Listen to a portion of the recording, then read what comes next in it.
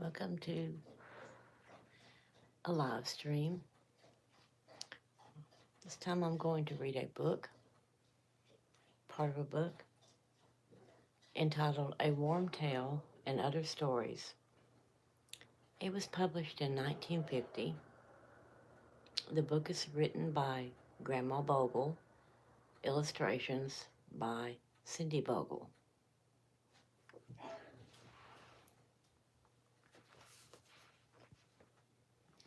Here is I will show you the picture of the author, general details of the book.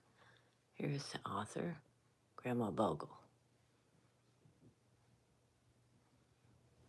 I came across this book today in a collection of books that was handed down to my family. There's the cover to it.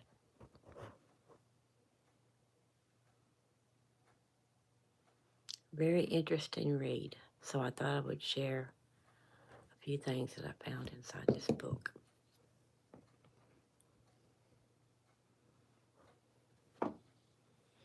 Take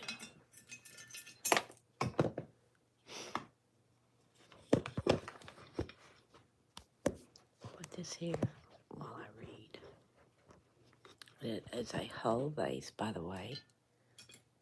Collected Hull pottery. Hi, welcome to my live stream. Again, please hit that like button. Stick around just a minute while I get this book ready to read.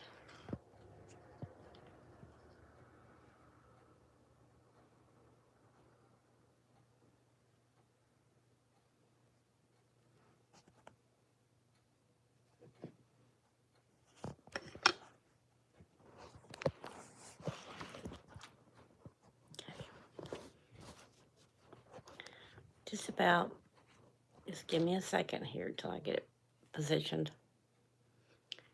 And then I will take a seat. This is the book I'm going to read from. A Warm Tale and Other Stories. The author of the book, Grandma Bogle, dedicated to her children, John, Robert, Mary, Scotty, Nancy, Kathy, Ruth, Hope, Michael, James, Janet, and a foster son named Douglas. That is the children that this lady had. And one was a foster child. This lady named Grandma Bogle was born in 1920. Mr. Woodrow Wilson was the president of the U.S. World War I ended only 2 years before I was born. Mr. Herbert Hoover became president in 1929 when the country was headed into the era of the Great Depression, for which he got the blame. You can read about the times in history books and novels of that era. It is not my purpose in writing this book to elaborate on the history of our country. I am writing this book of stories about my childhood so that you, my children, grandchildren, and great-grandchildren will know that I was a flesh and blood little girl. I want to give you a glimpse into the past to show you a little of your own heritage. Times were different then. They may appear quaint to you. As you read my book, I want you to see the way children were treated and nurtured, the books they read, and the toys they played with. I was 79 years old when I wrote this book. We are now beginning the 21st century. It is my prayer that you will treasure this book and pass it on to your children and to your children's children. In Jesus' name, with all my love, Grandma Bogle. Happy reading. I'm going to go through the table of contents. I'm going to read the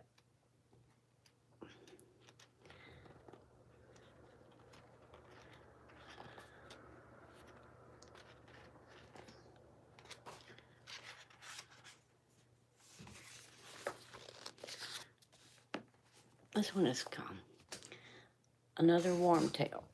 There are, I think there's like 15 different stories in this book.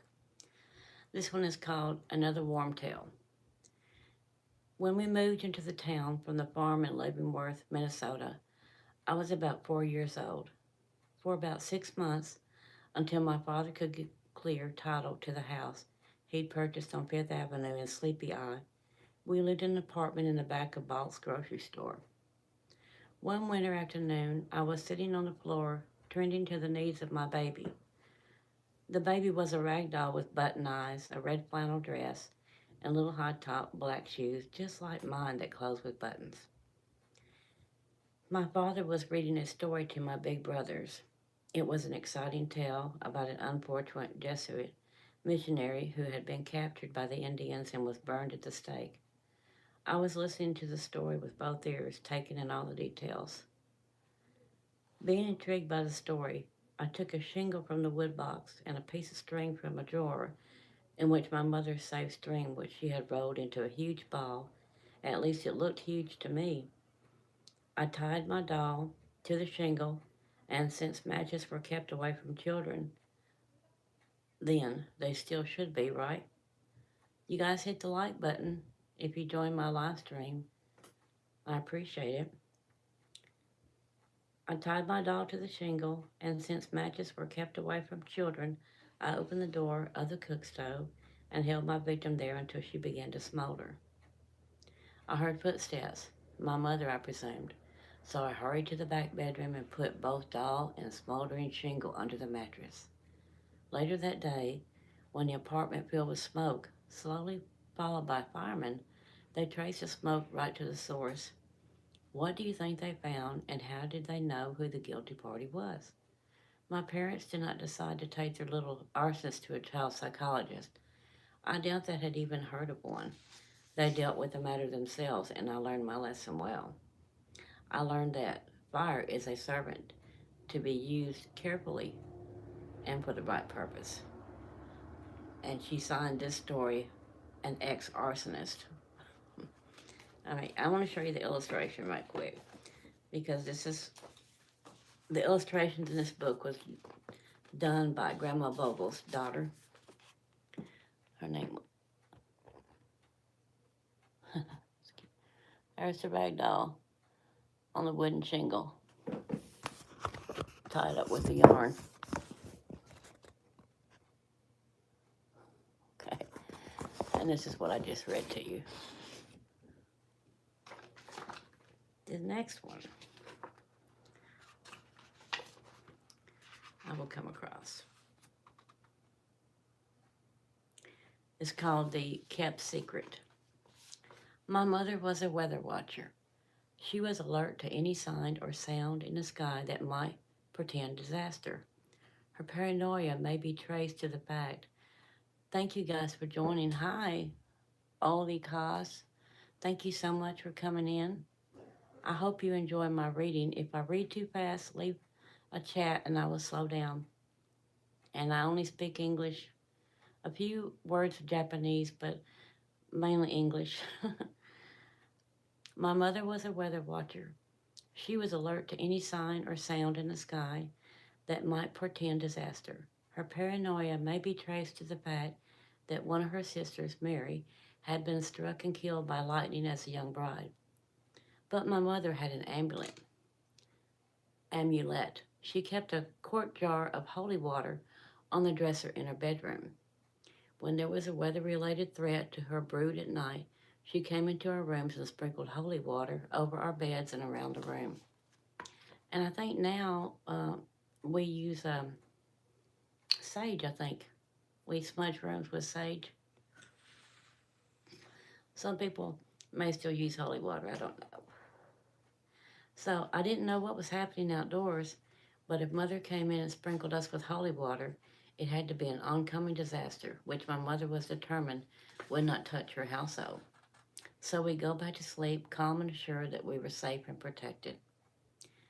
A disaster in the daytime was averted by walking through the house, waved in a burning piece of palm leaf, which Ma secured from the Palm Sunday service at the church once a year. Look, let's skip the page. Hold on.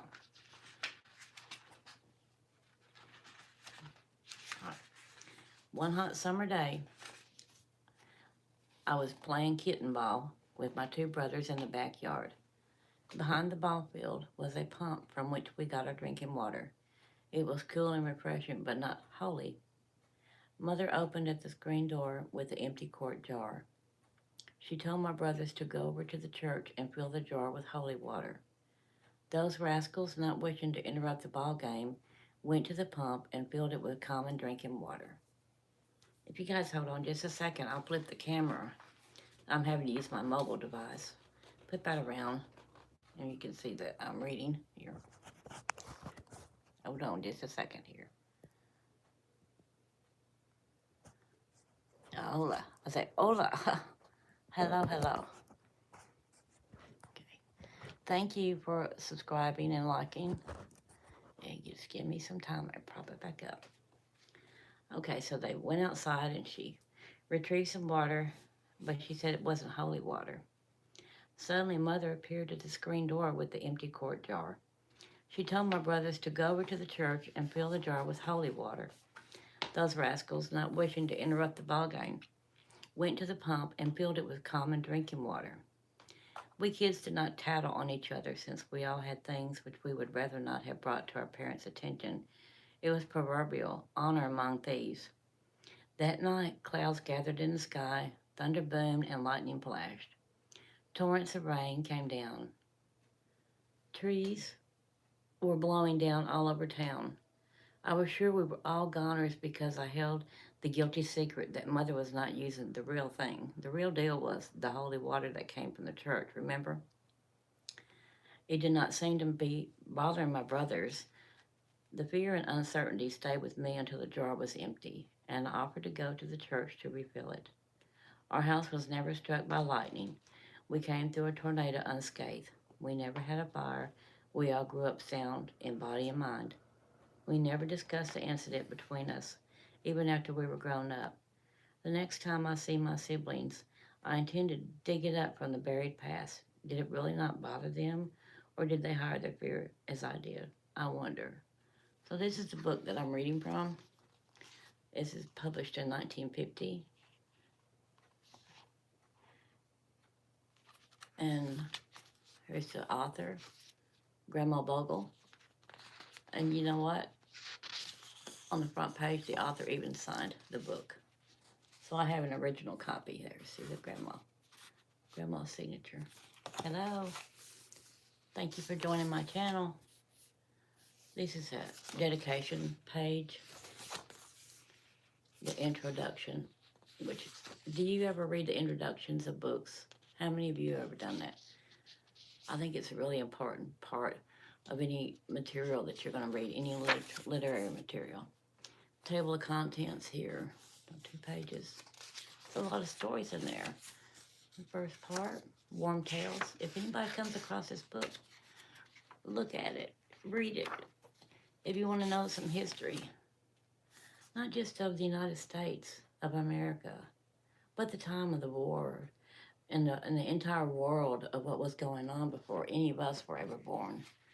This is what we talk about in the U.S. about our ancestors. You know, it seems a pretty big deal. We celebrate holidays that celebrate times like, veterans of the wars. Veterans Day, Memorial Day, President's Day. You know, you probably have them whatever country you're from. Let's see, Oi, Kas, where are you from? Here's a book. Here is a poem that the author of this book wrote when she was in 2nd grade. It's called I Found a Little Flower. I found a little flower in a shady nook in a leafy bower by a laughing brook. I stooped to pick that flower, but back my hand I drew. Far from that little flower, a dainty fairy flew. Okay, I had fairies. Okay, this little story is called Grandmother List. When it was time for Grandma List to stay at our house, she was always accompanied by a maiden lady named Christina Marks. She lived with Grandma. In her working years, she had been a housekeeper for a parish priest in Granville, Iowa. Grandma and Christina lived in Grandma's house for a few months in the summer. then close it up and stay with her children the rest of the year. Grandma was a tiny woman, less than 5 feet tall, and barely 90 pounds soaking wet. Grandma and Christina, donned in ancient bathing suits, went for a dip in the lake when no men were around. They were very discreet ladies. I don't know why they insisted on solo bathing since the only skin visible was on their face and hands. They even had long black hose stockings, which they pulled up under their suits. Hi, hit the like button. Have two people join me if you will give me a thumbs up. If you see the like button, the three dots on the right, if you're on your phone or your laptop or your tablet, see the three dots, tap that, and then tap the like. Thank you. Grandma wore a long black dress. Now they are going swimming, y'all. Now sometimes I've noticed in America, and I've seen Indian ladies, and I don't know about the UK. They wear swimsuits that are long sleeve, full sleeves, and a one piece, and they have either complete coverage of their leg or maybe just right below the kneecap. There's nothing wrong with that. Who says you're supposed to wear something that looks like your underwear when you're going swimming? Well, really. And, I don't know. It's a society culture thing. All right, let me continue. So, Grandma was dressed in a long black dress down to her high top button shoes. The sleeves reached to her wrist, and the neckline was almost under her ears. Under all that, they wore many petticoats. This was all topped by a white apron crisply starched. The apron had two pockets. Now remember, this is in the 1920s. Grandma sat in a rocker. She did a lot of mending from my mother. We did not throw clothes away just because they had holes in them. She had a darning egg which she would slip into the socks so she could darn the holes shut. She applied the darning cotton back and forth until the hole was closed. The patches looked like little webs. I was a mouthy little kid because I got lots of practice developing techniques so as not to be outdone by my two older brothers. One day I concluded an argument with my brother Bob by calling him a dang fool. Grandma heard me and I was in big trouble. She motioned to me to come to her. A tearful little girl stood between Grandma's knees. From her apron pocket she took a small black book and read to me. He that calleth his brother a fool shall be in danger of the judgment. That was me, all right. Then from the sewing basket on her lap, she took a small sharp scissors. She told me to put out my tongue, then snip the skin on the end of it where I still have a small scar to this day.